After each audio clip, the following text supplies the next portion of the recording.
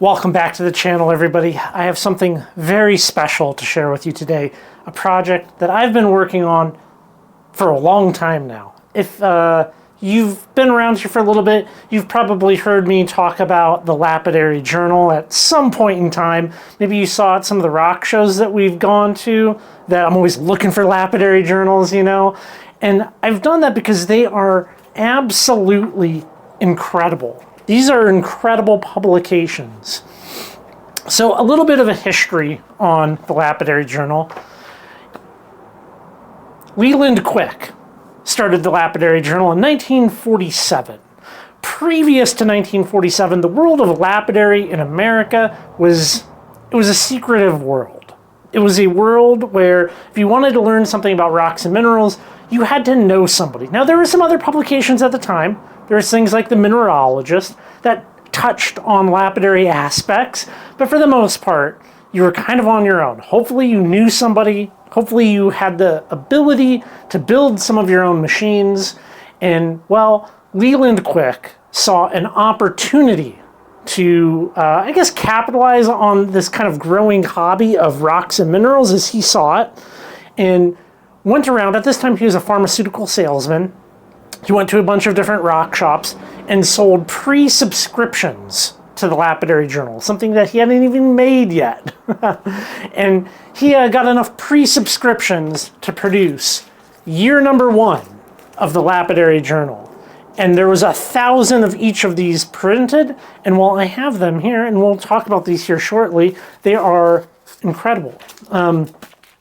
This, in many ways, spurred modern lapidary in America as we know it today. So rock clubs, rock societies, rock shows, home lapidary shops, all of these things. None of this would exist had Leland Quick not started that snowball rolling. In many ways, the Lapidary Journal is a document that preserves the history of rockhounding and lapidary in America. And it's unfortunate that it has widely been forgotten. People don't really talk about Lapidary Journal, think about Lapidary Journal anymore. The company Interweave purchased Lapidary Journal and ended up running it into the ground and shut the publication down in 2021 after renaming, and there's a whole bunch of stuff. All of this history I have documented on the Lapidary Journal Archive, which I have created. Now, the Lapidary Journal Archive is a collection of Lapidary Journal covers. I have been collecting as many collections, if you will, of Lapidary Journal, and I have acquired just about all of them. Currently, I have 642 Lapidary Journals, as well as, I've some of the books and some of the other stuff that they've produced. On the website, currently rockhounding.com/Lapidary Journal, I have a chronological timeline of all of these publications, and you can go there and check it out, as well as year number 1, these ultra rare year number 1s, fully scanned as PDF copies. Some of the best years and some of the peak of the publication, I believe it was 1978. There was 100,000 issues printed in 1978 of, maybe it was it was August or something. It was the biggest year for them. And that kind of marked a little bit of a decline for them. But we can still preserve this. We can save this history, and that's what I'm doing with this project. So it is a website that is formulated for desktop, laptop viewing, not mobile viewing. All of the images are clickable, expandable, and it's still a work in progress. I have a lot of high hopes for this project. I want to create a searchable index of every single article in the Lapidary Journal. I would like to at least write a history of the early years of Lapidary Journal, which is 1947 to 1963, and kind of have this like history of what this thing is, because it's absolutely amazing. It is amazing. And ideally, similar to how I scanned year number 1, I would like to make digital copies available of all of the early years of Lapidary Journal. So I am missing a couple of issues as well. If you happen to have them, there is a list up on that page. Please consider donating them to me or allowing me to buy them from you, so that at least all in one place we can have a solid collection of lapidary journals that can be preserved for future generations. So this stuff doesn't go in a landfill and it is not lost. The next step of this whole project is for me to continue scanning these early years of the Lapidary Journal.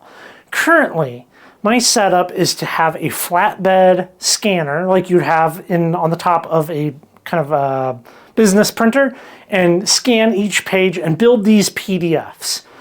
To say the least, that is slow. What I need to get a book scanner. And you might be able to see over there on my bench right there, all of those boxes. Those boxes contain my second duplicate copies of the Lapidary Journal. I've been trying to acquire all of these, and sometimes to get the 1 or 2 issues that I'm missing, I end up having to buy, 10. So I have all these extras, and I'm going to be auctioning them off on eBay. Each box will be an auction, and the auctions will be starting at a price of $1. All the links are going to be down below in the description box of this video.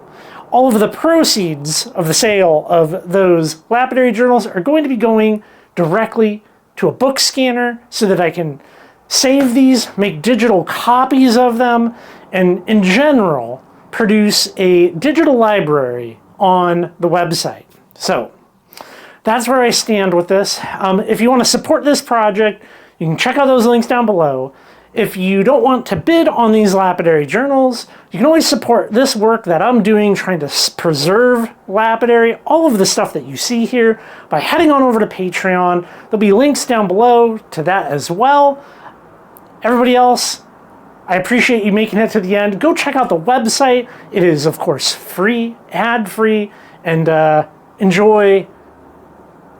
Enjoy these years that I do have scanned and up there. Go check out the covers. It's an amazing thing to see. When you see it all laid out, you can see trends coming and going, the popularization of Camesso and Intarsia in America, turquoise jewelry coming into fashion and out of fashion. Just all of it it's captured here. It's captured here. Well, thank you very much. I appreciate you. And I will catch you on the next video.